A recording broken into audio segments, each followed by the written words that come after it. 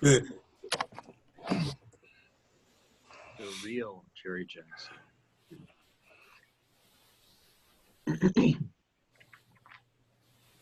Can you see that? We can see your slides. Okay, great. All right, my name is Jim Dodmead. I've had three what I consider significant and positive events with the IFMR. The top one is Bob Muchler rode over from California to Greenville, South Carolina for our Rotary District Convention.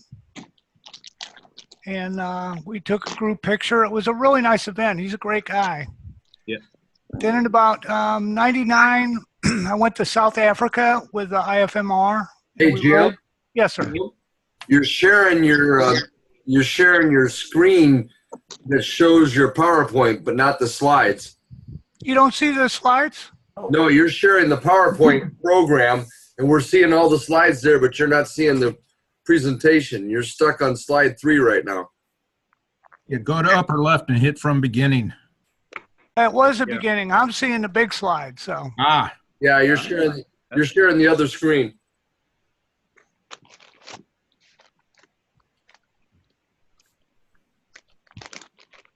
How about that? Can you see that slide? Yeah, we're seeing it now, yeah. I see the other ones on the sidebar, but it'll do, I guess. Yeah, well, when I go to slideshow, that's what you saw, so. Okay. So anyway, I went to South Africa in about 99. We rode from Cape Town to Johannesburg. It was a really nice event. Really hooked me on the IFMR. And then the bottom, if you know Mr. Parnell, he did a waterfall ride. And that was, I don't know, 2-3 years ago. We went on the waterfall ride in North Carolina. I must be in that picture, I bet. You could be. So I've been a Rotarian since, on and off since 95. I've been riding since I was 15. I'm in BACA, Bikers Against Child Abuse. Mm-hmm. And I'm in the Green Knights. If you don't know what that is, that's a mentor group for the military. They had so many guys come back with big bucks, buy a CX-6 or ZX-10 and run it up to 140 miles an hour and kill themselves. So they came up with this Green Knights and try and give them a safe environment to ride in. So I'm going to see if I can set up a chapter locally. Cool. Now, are these guys the ones that are coming back missing limbs, or are they just guys coming back with extra money? Well, they're typically military guys who've been in a combat zone. When I went over, I got back, I had a pocket full of money. I bought a Mach 3. You'll see it later on. So the military has had and still does a huge instance of motorcycle accidents. You got young guys that get their first bit of money, and the first thing they can afford is a motorcycle, and they go out and get themselves hurt real quick. Yeah, I bought a motorcycle instead of a car because the insurance was so expensive. Yeah. So I bought something that was probably too fast for me at the time, but I lived through it. So that's good. This is my wife and I, Diane. She's a great wife. I have a great life, really. I don't get to ride enough, but I got to work on that. We're both 3-time losers, but we still laugh after 18 years. We've been married 18 years. We like to travel, so we went to Iceland. We've been on a few trips, and we enjoy that. I have 3 girls. One was adopted in the Philippines. You got Connie on the left. Joy's the next over. Her daughter is Zoe. It's my granddaughter. And then Rebecca is my other daughter.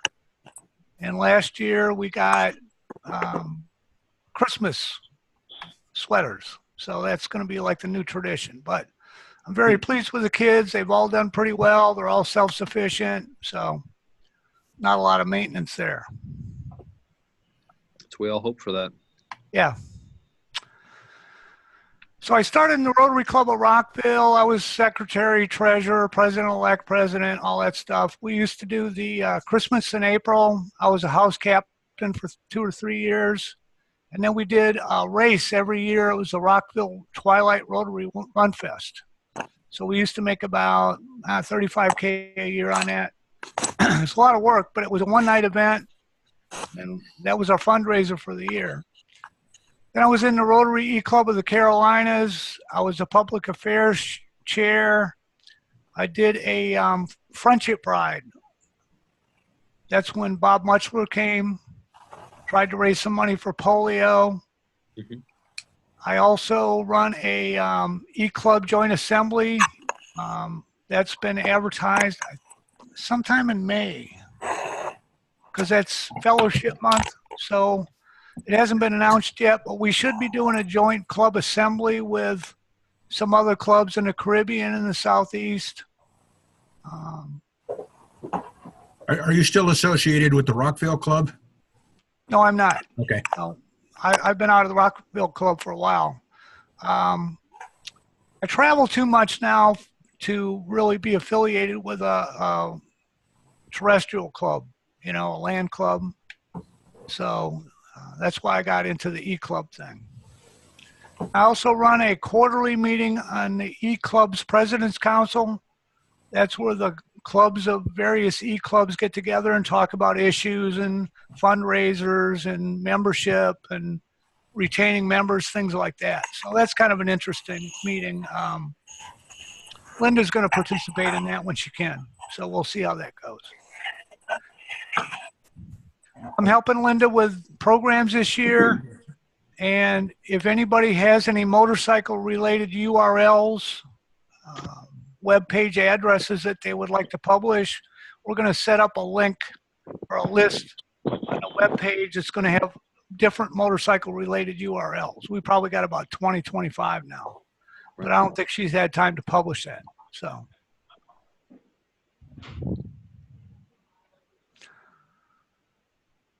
I was born and raised in Wisconsin. As you can see, we had a little snow. When I was 15, I learned how to ride that winter on a Honda 50 that we modified to 70cc. We learned to snow scramble on the hills. It was a lot of fun. I won the lottery in 1970. They were going to go to number 253, and I was number 50. So I could either go camping in the jungle, or I could go on a cruise with a dry bed and hot food. So I decided I would go in the Navy. I evaded the draft successfully and joined the U.S. Navy. I did receive my draft notice while in the Tonkin Gulf. So that was kind of fun.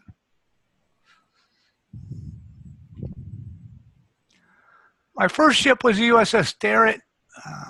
That's the ship I went to Vietnam on. I was an electronic warfare technician. We were in Long Beach. I spent a couple of years on her.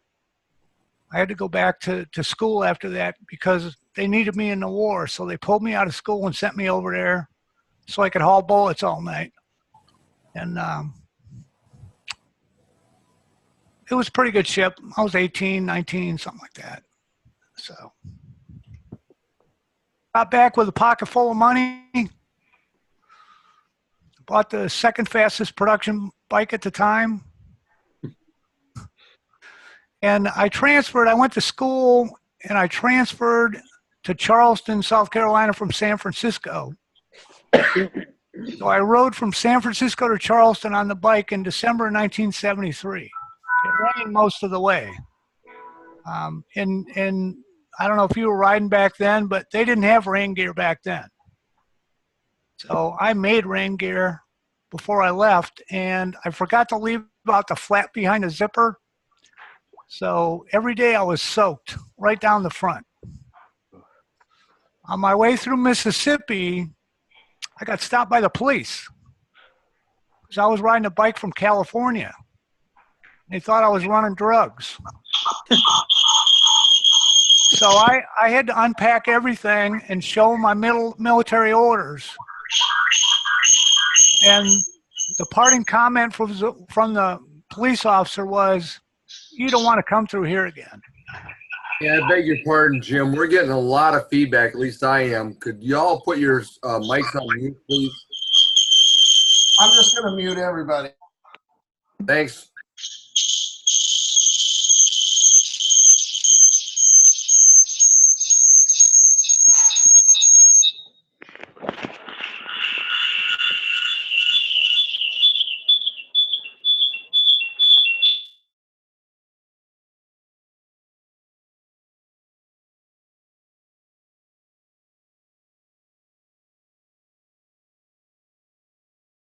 Can you hear me?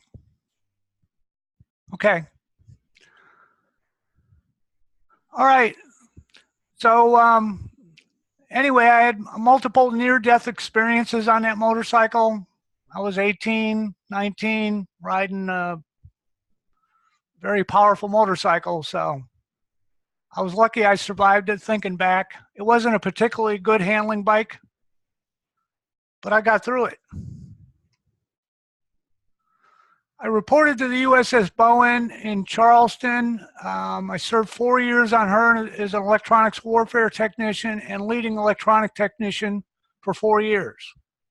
That was a pretty good ship. Had a good time. Spent a lot of time in the Mediterranean. Got to go in the North Atlantic. Hit some of the Scandinavian countries, things like that. So I enjoyed that tour. From the Bowen, I went to the electronic warfare school. If you look at the center, that's my antenna. That's one of my antennas. There's one on both sides. So I was an instructor. I was a maintenance technician and a laboratory instructor for 4 years. Just so you know, I went to the factory school at Raytheon in Goleta, California in 1977. That system is still in use in the fleet today. Just saying, I could probably still get a job, you know. From there, I went to, I got commissioned out of Pensacola Electronic Warfare School. I went up to electronic technician school in Great Lakes, and I was a director of training up there. My first commission tour, another good tour. From there, I went to the Carl Vinson aircraft carrier out of Alameda. I was a communications maintenance officer. Did a couple of years on her. And then I went to the Philippines. You saw a couple of my girls are Filipino. I adopted a girl in the Philippines while I was there. And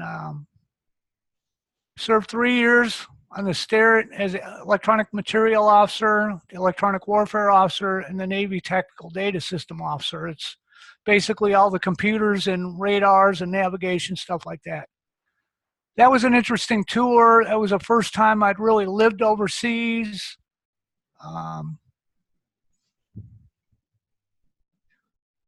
In the Philippines, I bought this Yamaha Seika 550. I got the itch again. You know, the kids were getting a little older.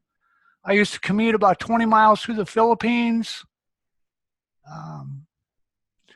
The road hazard was buffalo chips, similar to a cow pie. You hit that baby while it's still wet. It's slick as you know what. So I used to have a sewing machine sized computer that I would put on the back of that thing and ride to the Philippines to the ship. MacArthur, at the end of the war, MacArthur's headquarters was a Manila hotel. It's a really pretty hotel. And we used to ride up for the weekend on the bike. And the doorman would always make us park it behind the bush because they didn't want a motorcycle sitting in front of that 5-star hotel. So from the Philippines, I went to Guam. I served 4 years on Guam. That was a really rewarding tour. It's very challenging. You think you're going to Guam and nothing's going on. There is a lot going on in Guam. We had about half the planet serving all the fleet in the Pacific and the Indian Ocean. So that was a very busy tour.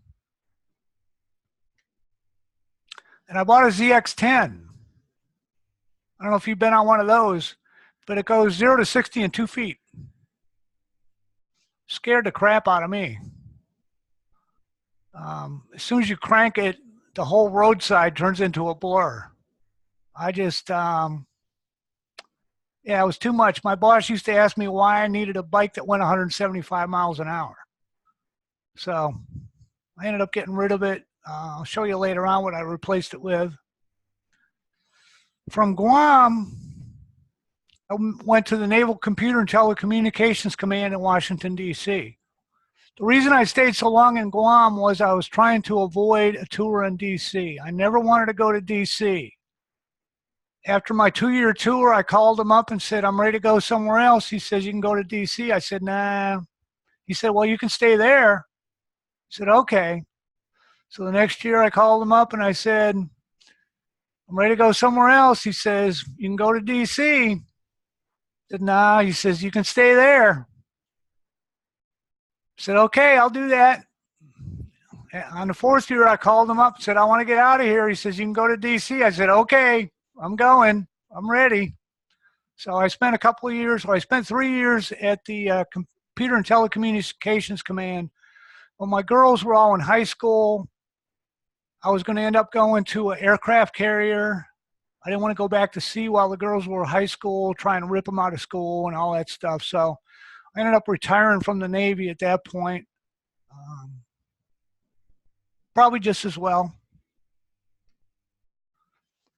I bought a K1100 LT, which was a great bike. I had very little trouble with it. I did my iron butt on it. I drove all over the East Coast. Used to go to the BMW rallies all the time. Good time. Took the girls on trips. Really enjoyed that bike. That's the bike when I met my current wife. We used to take it on trips. She got tired of looking at the back of my helmet, and I'll show you what happened then. So once I retired from the military, I bounced around in a couple of jobs. My mother passed away. I decided I was getting a little older, and I always wanted to have a company. So I decided that if I was ever going to start a company, now was the time. So I decided that I would branch out and start a company. I ended up starting this company. Primarily did government services. I did some commercial work. I ran it for 14 years. I had trouble with my security clearance. During the first 14 years, the government let me carry my own security clearance. But when my Defense Security Service agent was going to retire, they told him no more sole proprietors with facility clearance. So I knew that my clearance was going to have to go away and I was going to have to do something else. So my best customer was going to retire. They ended up offering me her job. So I ended up taking that on, and we'll get to that in a minute.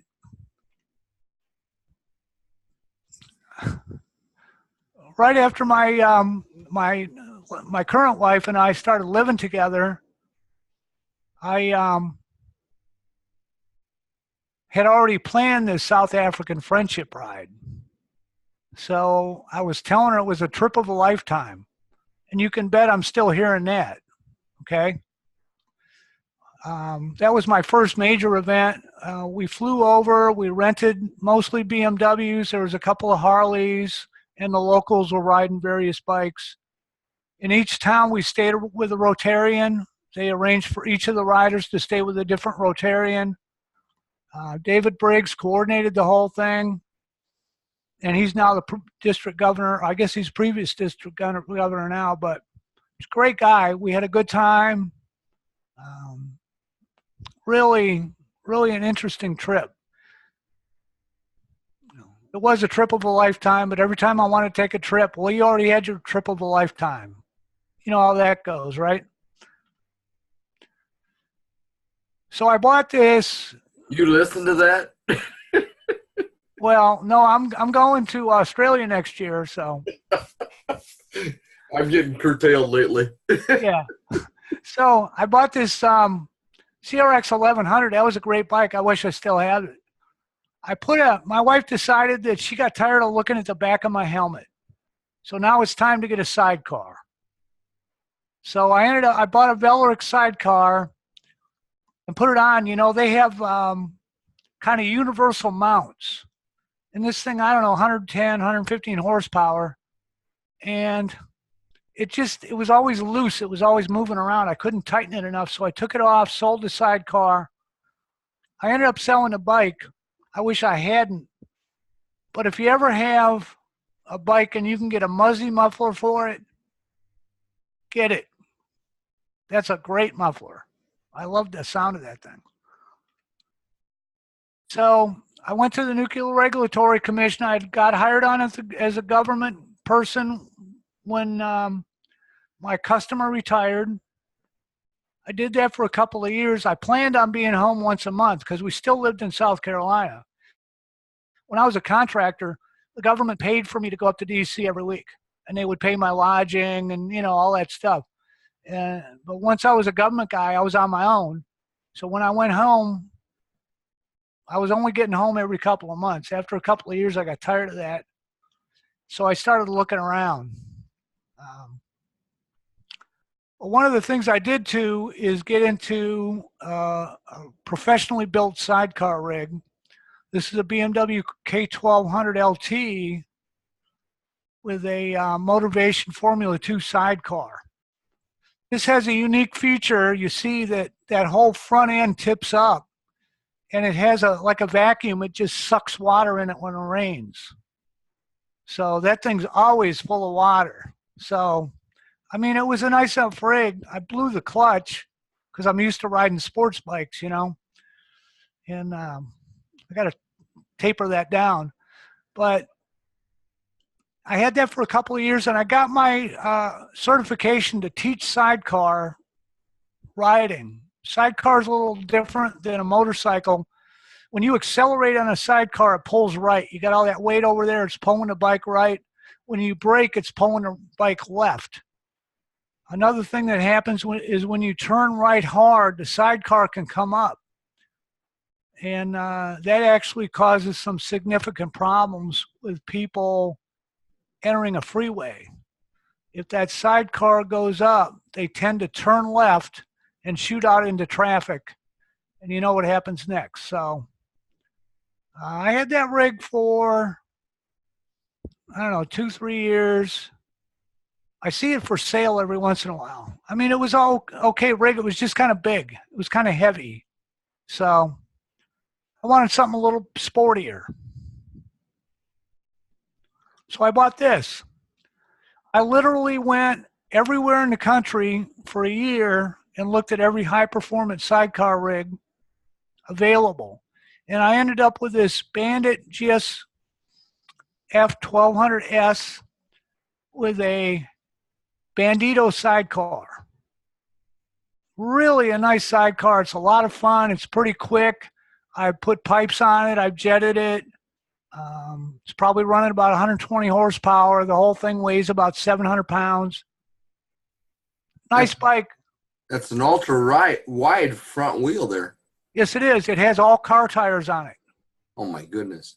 They're all Honda Civic tires. I just put new tires on it. It's quick. It's fun, but it's not a touring rig. So now I got that problem. She wants to take it to New Orleans in April. I don't know if I can do that. You know, it's like 600 miles. We'll see. I got a couple of mods I'm going to try, but that's what she wants to take. So we'll see how it goes. I got the Goldwing 2, which is what I would prefer, you know, cruise control, radio, air conditioning, the whole thing. So we'll see how that goes. Air conditioning? I'm just kidding.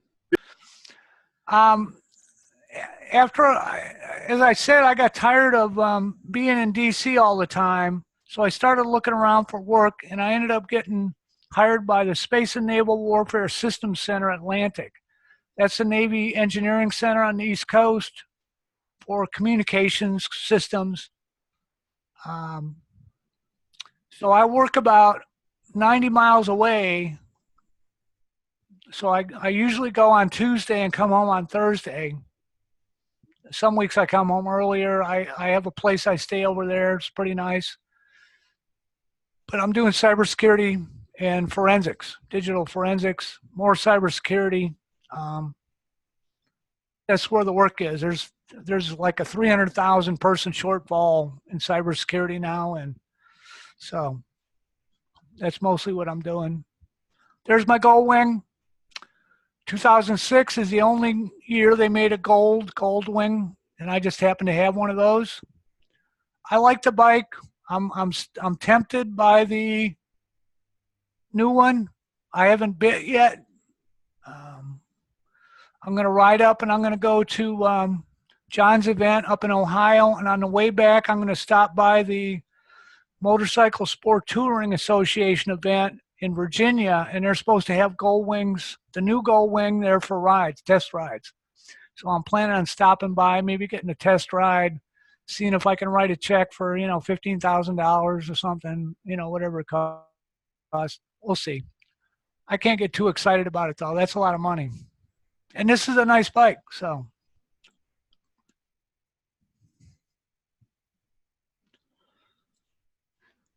As I said, I commute to work in Charleston sometimes. I do occasional IFMR rides. Where I live is Sun City in Bluffton. It's near Hilton Head. We have a motorcycle club here with about 170 members. I don't ride with them much because all I do is ride to lunch. I don't really need lunch. So I'm also the treasurer for the local Abate chapter. I mentioned already that I was in Baca and the Green Knights, and I try and get up to the mountains several times a year. Sometimes I'll take the sports car. I got a little black Z4, so that's kind of fun too. Looks like it. So my next chapter is my retirement is planned for about, 8 o'clock on July 2nd, 2020. Not that I'm counting. And I'm going to go to the Air 2020 in Australia. I did get authorization. It was a little tense, but I'm going. And then we're going to take a retirement trip. We're probably going to take some kind of cruise or something. And once I'm finished, I'm probably going to consult, quarter time or something, just to keep in the game. I'm interested in traveling more with the motorcycle, taking vacations. Sometime I'd like to ride to Alaska. She says I'm too old for that. I don't think so. I'm not sure it's up for a vote, though. Define too old. Well, she thinks I'm too old for anything, besides doing chores and projects. Nova Scotia is on my list. I spent a lot of time in Europe, but I haven't spent a lot of time on a bike in Europe. So I'd like to do a motorcycle trip, maybe take a couple of months to ride around Europe. And then we're going to take some trips around the United States. There's a lot of stuff to see. We went up to Sturgis and Canada and Banff and the, what is it, the Ice Parkway or something like that up in Canada. It was spectacular. So I want to do some more of that stuff again. The state parks in Utah, Yellowstone Park, all that. Have you seen Free Solo? If you haven't seen Free Solo, we went and saw that at IMAX. That's a guy that climbs a 3,200-foot sheer cliff with no ropes. Yeah, take a couple of sedatives before you watch that. It's pretty tense. And I'm interested in getting a small dual sport bike. That's another thing I'm too old for. You might be surprised to hear that, but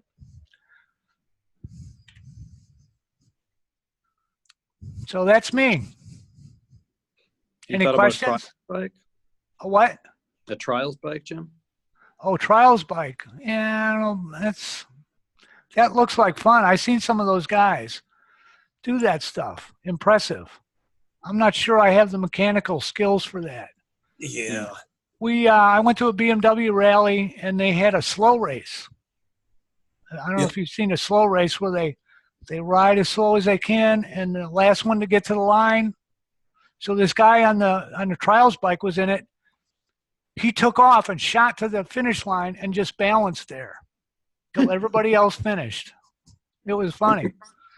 Nice. So, yeah, trials bike would be fun, but I think she's probably right. I'm too old for that. Yeah. How old are you, if you don't mind asking? I'm 66. Oh, piece of cake. Hell, that's young. Yeah. Hey, you're a young kid. Oh, yeah. Is that right? I'm going to let her know that. I turn 70 next month. I will. Really? I will tell you, it won't be next year, later this year. But I could probably be talking going to Alaska again. Oh, yeah. Yeah, I got to wait a couple of years too, but I'd like to do it. It'd be fun. Have you looked at the MotoQuest trips? I haven't looked at the MotoQuest trips. I took a trip down to that canyon down in Mexico. Okay. And that was a lot of off-road stuff. It was actually, it was probably more than I could handle. We were doing boulders, going over rocks and stuff like that, but Okay. it was pretty challenging. The MotoQuest is more of a road thing, or is that? Yeah, they do tours all over the world too, but Alaska is one place where they're pretty prominent. The company happens to be based out here in the Bay Area. I'm on their email list. Huh. You know, one of the speakers I'm trying to get this year, I don't know if you've heard of Fred Rao. He does a column in Motorcycle Consumer News, Mm-hmm.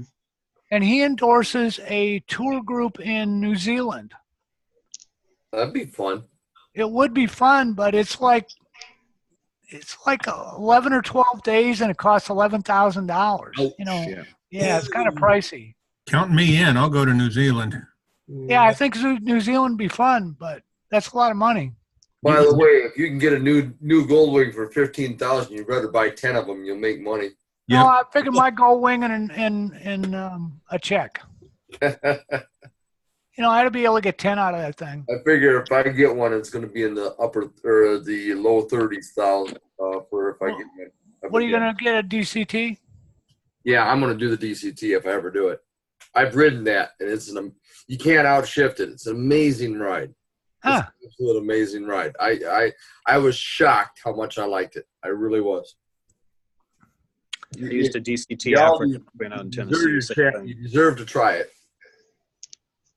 Well, maybe I'll give it a try. Yeah. But I've heard some issues with it. Yeah, I wasn't ready to buy the first year out. Yeah, that's probably not a good idea.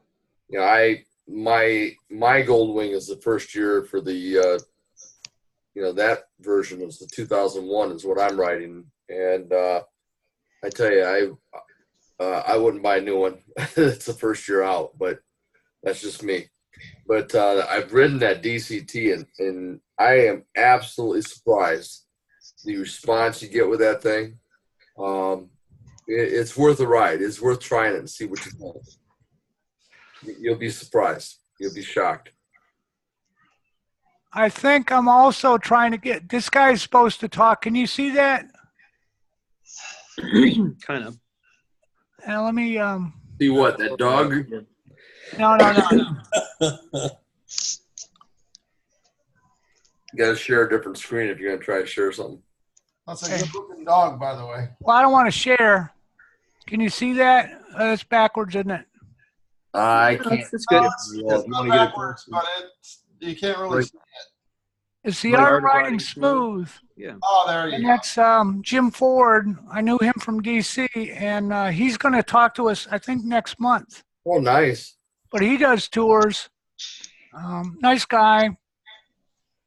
When I retire, I'd like to do some of the tours, and he has a route in here that I would like to do. So stay tuned for that.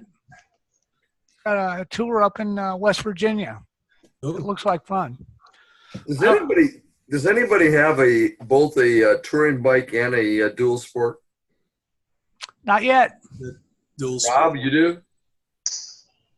Jeff does. Well, I don't ride the dual sport. It's my inseam's too short, but Jeff has several of them. how is the transition to go ride those? I've never really ridden a dual sport to speak of, and I'm tempted. I really am tempted. That's on my bucket list is go to South America on one, and that's definitely a dual sport ride. Dual sports are real neat. Jeff's got a couple, he's got a trip coming up he was going to ask you guys about anyways. But the questions about transitioning from dual sport to road bikes. It's not. Transitioning from a touring bike to a dual sport for my Goldwing, Jeff. It's just handling differences. You know, I transferred from my 2003 Goldwing to my Yamaha, and I find it fits me a lot better.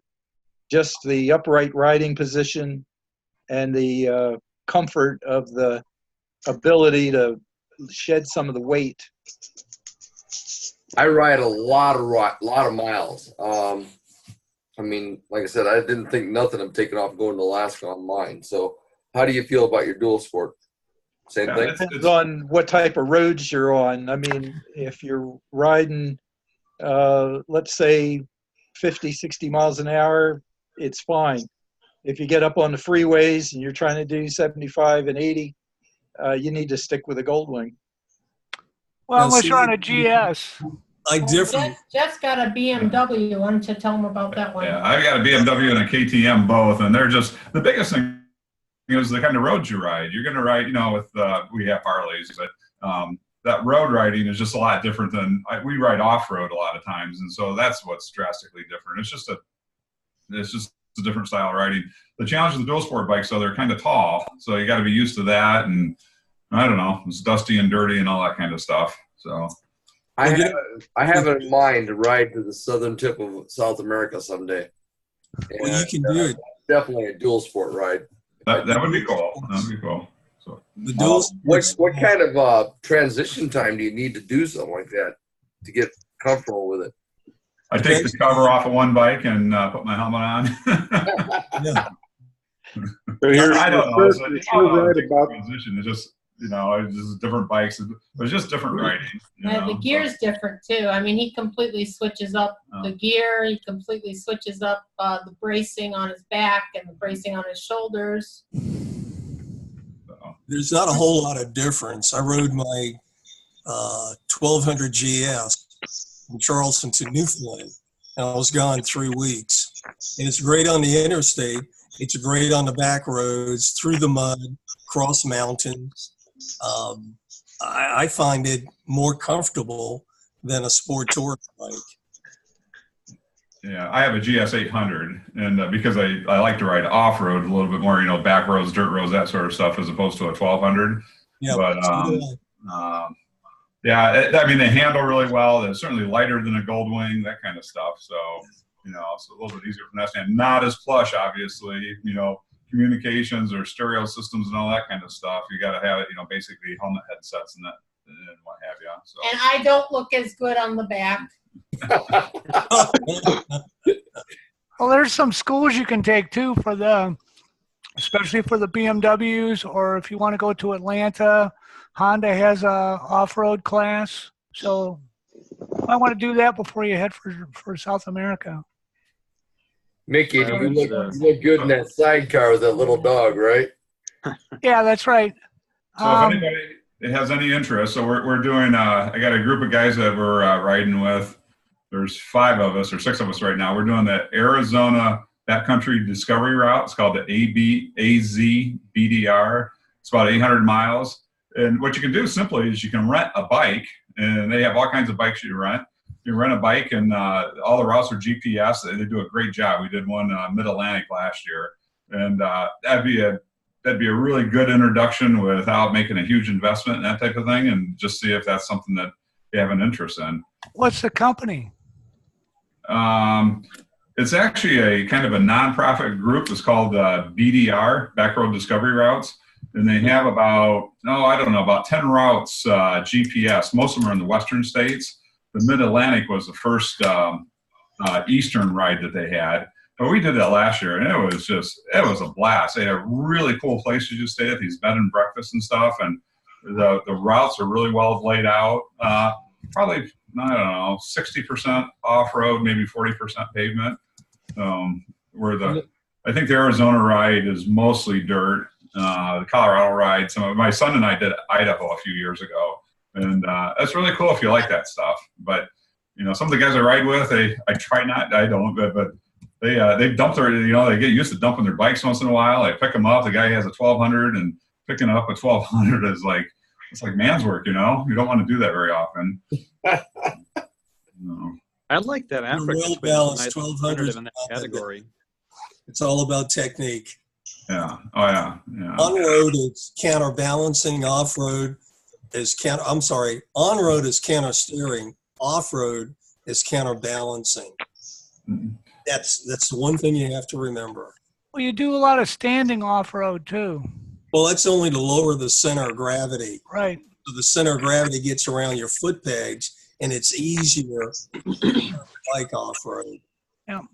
If you're blessed to live in some place like Michigan, you absolutely have to learn to ride standing up and go fast through sand. It's just maybe counterintuitive, but it's, Well, you practice. You have to learn it, the proper technique. And as far as the height, now BMW makes lowering kits. So people who are vertically challenged can get lower frame bikes, because people like to feel their feet flat on the ground. And those BMW touring bikes, if you aren't 6 feet plus tall, you're going to be lucky to get your toes on the ground. Yeah, that's the thing. They look top heavy to me, but Jeff says they're not. They're not. I think my bike is 587 pounds versus the Harley I used to ride at 900 and some odd pounds. It's enough. Well, mine's approaching 1,000 pounds, quite frankly. Oh yeah, all that stuff on there, Jerry. It's all that comfort on there. Comfort heavy. If you took that 65-inch flat screen TV off, I don't think you need that with your GPS. You have the 1200, Harold, or which one do you have? Yeah, the 1200. There are 1200 GS. I've had it up on the interstate at 125, and plenty more power to go. It's an awesome machine. Tom, your 1200 isn't that high, is it? No, but that 1200 I just bought is a 1997 K1200 LT with all of 10,000 original miles on it. Oh. How many miles are on it now? I think I put another 600 on in the last week or two. So I'm approaching 11,000 miles now. But that other bike you're talking about, that was an R1100 RT, and that's still sitting in my son-in-law's garage in Ohio. If somebody wants it, it's a good running bike. Jerry's seen it. He can Wait a minute, you bought another BMW? Yeah. Oops. The one thing that I could not, Harley rider. the one thing I could not get on that 1997 R1100 RT was cruise control. They didn't make them to fit that bike back then. But that's the one I did all those mountain passes on. Yeah. And also, while I'm talking, if anybody wants to see the logo for Rotary International Motorcycling Rotarians, I might try to share the screen. I'm not practiced at it, but I happen to have a copy of it. Go ahead. Is this for our club or is this for IFMR? What do you? I've seen it. I've seen that. I'm going to send you some comments. It was the E-Club. Is it on the web page? I'm looking at the web page. I don't see it. It's Let not. me Page. Sent out an email by Linda a week ago. let me share the screen here, and I think I might be able to get it for you. Tom, this was for the club though, wasn't it? Right. No, this is for Rotary International Motorcycling Rotarians. I Right, guess we that's could call it. I guess we could call it ours, but Wait a minute. I was under the impression it was a club logo. It would have to be. Nothing's being proposed at IFMR right now. Yeah, I think, No, this is not IFMR. This is one that's custom designed. People did not want to use the IFMR logo because they thought it was too old and not modern. I So- hate the IFMR logo. I got to tell you that. And I'm coming in to be president soon. So isn't this the logo here? Jim's got yeah, the I logo hate up that there. thing. I got tired of people asking me, why do we have an astronaut taking Can you see? Can you crap on a bicycle? can you see my screen now? Yeah, Dude, yes. Okay. I like the lower two. Well, forget the logo itself on this screen. What this screen shows is there are like 3 different variants. And Right. the upper one is a small version that would be like on a coffee cup or maybe, I don't know, stationary, something like that. The horizontal and stacked variants are much bigger. Like you've seen Bob Schreiner's IFMR banner that he takes on the rides. It's about 2 feet tall and 8 feet long. Yep. You could put that horizontal one on there and it would be beautiful. Or you can do a vertical stacked variant. But that logo that's on there was one of the beginning ones that we had. I'm about ready to see if I can shift the screen up and show you what the current one is. And this one's taken over 30 different communications with one of the licensed graphic designers for Rotary with Russell Hampton. So hold on a minute while I see if I can't. Tom, is that the one with the helmet and The helmet and the speed lines behind it showing forward Right. motion. right? Yeah, that is the latest, most current. And on those larger ones, i.e. the horizontal and the stacked, the rotary wheel, the mark of excellence, Yeah. in the small variant that you're not going to get the writing in there, Rotary International. But those Gotcha. 2 bottom ones, you'll have the Rotary International written on the wheel of excellence. that Like- small version I don't like at all. I hate that front wheel. Right. Yeah, Looks also like a make the tractor. same comment. I think the front wheel is out of proportion with the rest of the bike. It looks odd. It looks It small. looks like a scooter. Yeah. Hmm. Well, when you see the other one, it really looks like a scooter with a little carrier on the back. Mhm. Well, that's supposed to be a luggage thing. The idea was to keep this simple, but to keep it modern. Well, that little luggage rack on the back makes me think of a moped. Well, it's supposed to be a luggage trunk. Oh. I suppose it could be bigger, but it was to break up the fact that on those earlier ones there wasn't anything back there at all, and it really looked pretty stupid, I thought. So we put the trunk on there, and at least you kind of know you got a space for some luggage, so to speak. Looks like I almost think if you got rid of the blue field in front of the driver's legs, it would look more like a motorcycle and less like a scooter. interesting. Yeah. Don't know if I've And maybe lost. make the front tire a little larger to the same proportion as the back tire or something. Right, right. Well, that could be done, but the idea Follow again. me? I mean, it's like we've got this big blue field. The tank doesn't look right, and then the front tire looks out of proportion. Therefore, it looks Right. scooterish. Right. Well, we can get the wheel enlarged. I'm sure that's possible. Say, Tom, Just cut out a little bit of that blue field. It looks more like a stylized bike rather than a scooter. hey, Yeah. Tom, Yo. who will actually own the artwork? Well, it's going to be our club's logo is basically it, but it's Rotorcycling Rotarians Internationally, but it's our logo. It's So- not. Well, you're making a confusion here that you don't want. The international thing is the Motorcycling Rotarians Internationally is confusing with the International Fellowship of Motorcycling Rotarians. We're Well, looking at just that's why this particular logo looks so different than I call it the Roto Cyclist, which was the IFMR logo that you see on our jackets and so forth. And a lot of people didn't like that because they thought it was too simple. I've even heard that Bob Schreiner wanted to modernize that and go to a new, different logo.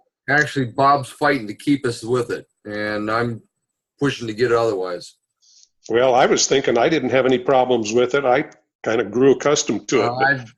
Too many people thought it looked kind of goofy. I'm coming into the job of leading this thing, and I got to tell you, I'm tired of hearing people asking me why we have an astronaut that's taking a crap on a bicycle. Well, why is That's it? what it looks like. Have you come up with an answer? Yeah, we're going to replace the thing. Not yet, but we need one, right? I'll show you what our latest consideration is. Here, I'll share it when Tom's done sharing here. Tom, I just say the only thing I have a real objection to is that smaller applications one. That wheel sucks. Okay, well, I'll have them enlarge it to the size of the globe on the back. When you have the symbol underneath, like we have in that smaller one where you have the rotary symbol underneath, we should just have a front wheel on there. Get away from that geared thing, because that's just Distraction. Well, to me, there's no question about the fact that that's a rotary symbol. Hey, but either way, it's a valiant effort. I mean, this is a lot better than the ideas that we were tossing around a month ago. So awesome! It's a great effort. That front wheel, though, will not pass Rotary International. I can tell you that for a fact. This is a Rotary International designer approved by Rotary. That's fine. I can tell you that's Russell Hampton. But when it comes down to Rotary International itself, they will object to that wheel because it's got representations of some of the things that they represent. Well, that's what's on the front of the Rotocyclist. What they complain about is having the keyway in there, and it's not the number of the appropriate number of gears on it. They will complain about it. I know that. Well, either way, I think it's definitely morphing in the right direction. It really is. Hey, Tom, can you show us the current one? It's more than we've had so far. So, and this is really great feedback because I looked at this thing and I'm so anti-artistic that I couldn't see what everybody else saw was wrong. So I really, I'm really glad to hear everybody kind of say, and now that you mention it, the wheel is too small in the front. It's too small. So, hey, Tom, can you show us the current one? Well, I'm trying to get to it, and that squealing earlier was my computer not working, so I had my phone on, and now I'm on a tablet, and I'm trying to figure out how to get all this stuff where I want it, and I'm having a devil of a time bringing it up. If you would relinquish, if you would get out of sharing there if you can, I will bring it up for you. Okay, I'm going to do that. You feel you are at it. I'm going to go back and see if I can't now get back on Zoom. Because we have it in our email. Zoom. I can't share while you're sharing. No, you got to unshare there. Okay, I'm out. Right. Let me share here with it. I think is the one you wanted to share. Yeah, this is the one that has the forward lines of motion on it. Yeah, that one. Is that the one you were wanting? Yeah, that's it. Yes. But the front wheel sucks. Yeah. What? Luggage carrier doesn't go over real well either. I'm telling you. It still has the keyway in it, and it still has the wrong number of colors. Let me ask you this. What happens if we take the rotary wheel that's right next to the word rotary and put that up there? That's what it's I like that a lot better. Yeah. I like it better. The luggage looks like a hamburger. It looks like a moped. I wouldn't mind if you left the wheel the way it is and got rid of the keyway and left just like a smaller center circle, and then had a solid tire without any of the gearing on it. I like the idea of just putting a larger tire that represents the whole rotary symbol. I think I like that Make too. yourself room for it. I mean, you got room there for it, and you don't need all that blue space. Right. Well, even taking that gold rotary logo from below this one and putting that as the front wheel. Now, it's still symbol of excellence, doesn't have the script in there. Why do you need to have 3 gold circles instead of 2? Right. Well, you don't, I don't know. I like the rotary wheel up there better than what's on there now. Yeah, I agree. And you can thin up, I mean, if you want to thin up the fender to make room for it, go ahead. Yeah, yeah. That would probably do it, actually. Yeah. Okay, because again, I won't bother you with details, but we've been through 30 revisions of this to get to what we're looking at. Well, I know I that. feel your pain. So, I know this with is it at tough the to IFMR level, show it I off to people and have them all of a sudden pick it apart after you spent hours putting it together. So Sorry. valiant effort, like I said. And maybe it would be helpful if we showed the person that's doing this artwork just the end of this meeting and let them kind of go, oh, I see what they're saying. Well, what I'll ask her to do is I'll ask her to make the front fender not as bold or to make it narrower and put the rotary wheel as next to the word rotary in there and enlarge it to the size of the globe. Yes. Yeah. I like it. You could Yeah. probably enlarge both of them and thin it out a little better on the back too. And what about the hamburger on the back? Yeah, get rid of that thing. Yeah, get rid I of don't know, that thing. maybe we could have some red ketchup spilling out of it. Okay. I was thinking some lettuce, maybe. It would be good. I love an Howard or a hamburger. What do you suggest? Maybe just make that bigger? No. Just stylize it a little bit more, and I think it's fine. I think the line in the middle gives it the hamburger look.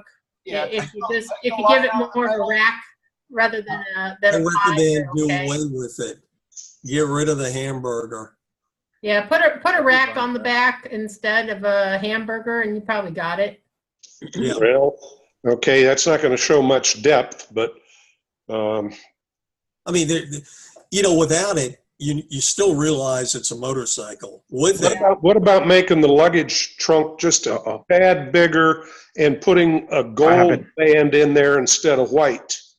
That would work. Look like Just the get rid of motion. the white. Yeah, then it evens up the gold there. Right. Put the gold Or in. even make the line that's behind it, make the gold go all the way through like a stripe of speed stripe. Yeah, it might blend just through there like that. Mhm. Yeah, could be improvement. Yeah, that would be all Okay. right. Well, I'll talk Honestly, to Tracy and we'll see if we can get these changes done. I had sent out, Linda has received many communications from me, and Brian, I think you've been copied on quite a few of them. I've seen them all, Tom. yep. Okay, then you have a pretty good idea of where we've been and where we're going. But the other thought is the reason for the 3 variants again is because of all the things that we can do with the logo. Again, i.e., put it on a hat, put it on a shirt, put it on a banner, put it on coffee cups, put it on stationery, and again, it will be our logo. And as you can see, it's the Club of Motorcycling Rotarians. I always Guys, Yeah, Tom, can we delay this discussion to our business meeting, please? we gotta cut it. Yeah, we gotta cut it short. It's 8 Uh-oh. o'clock, guys. Okay, bye. Just for a quick, Is it me? I'm keep freezing. I can see you guys freezing. Is it me or it's just? It's you. It's you It's and only me. the guys up in the Northeast. The rest of us guys You, like out here in you, California, you. we're not freezing. just real quick, if you don't mind, and I'm not looking for any comments at this point. I'm sharing with you right now what we're leaning towards for the IFMR NA logo. Huh? I think you're sharing your sign-in screen instead of your. Yeah. Yeah, Oh, we're, I'm we're sorry. seeing your sign in. I think oopsie. Really? Hang on. a Yeah, second. we don't see it. Maybe you have it on the back of that gold wing. Oh, what happened? Left the building. Hang on a second. I'll find it again. Sure. While you're finding it, much of the reason for wanting to get a logo approved is then we can get about the business of ordering some charter packets and some perhaps coffee cups and miscellaneous stuff for members. And Jerry, we needed your input as to what we can do for associate members. Is that Sharon now? Yes. Yeah. Yeah, it's sharing now. Looks pretty It good. looks good. I like it. I think it looks It's very very modern.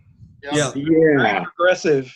We're about to go through the fight, so you'll probably, those of you that are IFMR members, that's going to be launched pretty soon, out for a vote with IFMR. So when I wear my old one, I'll be vintage, huh? You'll be able to keep the old one too. We're not going to give it up, but we'll make this the new version. I love the simplicity of it. Yeah. I like it too. Yeah. Smooth, Kind of racy, biased, though. Good. very Like it too. impressive. And you notice it's in the Harley colors, so we'll get the Harley white. All right. Well, Pretty Harley color. I've been notified that I'm too old to stay up this late, so I'm going to sign off now. Yeah, Yeah. me I'm too. taking off Thank too. you, Jim. Very nice presentation. Yeah, good See you job. later. Yeah. I got some more questions for you. I'm going to do the four-way test and let everybody go. The four-way test, Okay. things we think, say, or do. 1, is Truth. it fair to all concerned? 3, will it build goodwill and better friendships? 4, will it be beneficial to all concerned? And will it be fun? Yeah. All right. Have a good night, Have a good everybody. I'm week. sticking around. Bye. Hey, Brian, can you stay on for a See you minute? next week. Brian, can you stay on for a minute? See you, Jerry. Amelia, we need to talk. Yeah, stick around, Emilio. I'll stick around. Yeah, well, I just want, Amelia, I'll talk to you right after I talk to Brian for a little bit. Hey, Brian, I'm in the process of putting together all the training, or we've got a lot of it done already, set for the President-elect training stuff. Your schedule, you say you scheduled with one of the ones in Florida? Did you get, Yeah, I'm paid up. I've got a spot. I've got a hotel, everything. when is it and which one? Let me pull it up here. I was just looking at that. It is, I think, the 9th, 10th, and 11th. Hang on a second. Of March? Yeah. I just want to tell Sparky what you got covered. He's okay with it by far, so. Yeah, it is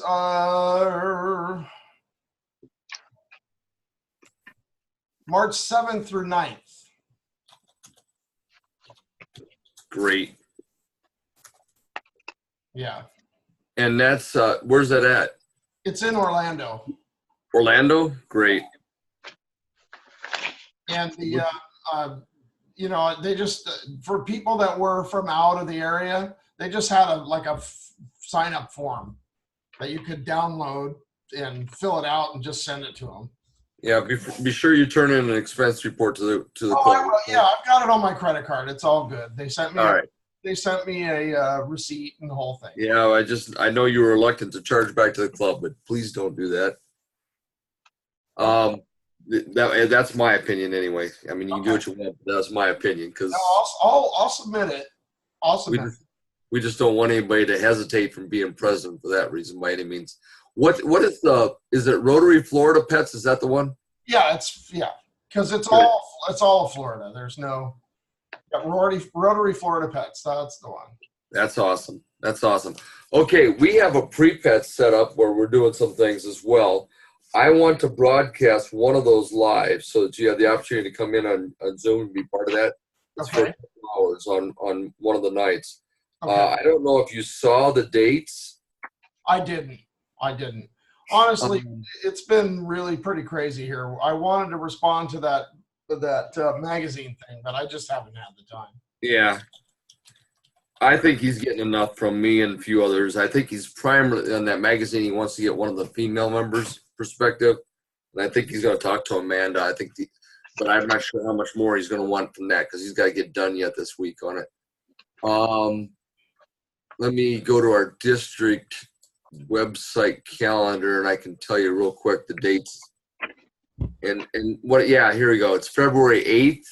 These are all from like 6 to 8 at night, okay? Okay. February 8th, February 19th and oh no, sorry, I take it back. It's February 19th, February 20th, and February 26th. Okay. And Is that, so is that just on the district site? it's on the district site and it's under upcoming events on the right side. All right, I'm gonna go. I'll go see it. You pick one of them, and I will make sure that we'll have the internet connection for it. Okay. But you let me know because that's the only one I'm going to set it up that way. And the sooner you let me know, the better. You know. All right, I'll do it. I appreciate it. Okay. All right. Well, I think I have to. You guys go ahead. I don't think I can hang up. And actually, I haven't stopped recording. I gotta stop.